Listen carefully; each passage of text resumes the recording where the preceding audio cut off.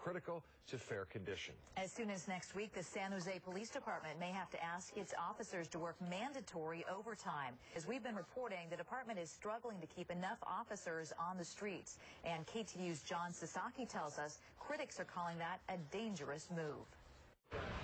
San Jose has hundreds fewer police officers than it should.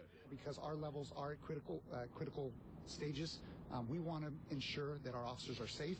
The police department must have a certain number of people patrolling the streets, so it's implementing a mandatory holdover or overtime policy within the next week. Day shift and swing shift will be asked to hold over for a minimum of 3 hours. Midnights, 2 hours.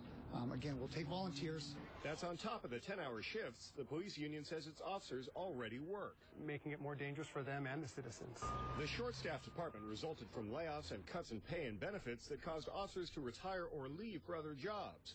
Just a few years ago, there were 1,400 officers, now less than 900. We have another crop of new recruits that will be joining the department. They're in the field training program now. So as the department continues to add officers, the amount of overtime will probably be reduced. Mayor Reed and other city leaders are optimistic, but it might not be enough. Police union officials say they expect upwards of 300 total officers to either resign or retire in just the next 2 years. And mandatory overtime likely will not help retain officers. Our officers have already been identified by the city auditor as being overworked and fatigued. She has warned that additional burden upon our patrol division is dangerous and unsafe. The rhetoric out there is that, the Police Officers Association is putting the blame on the city, but I wish that they would actually put the residents at the forefront and help us to make sure that officers stay with the city of San Jose.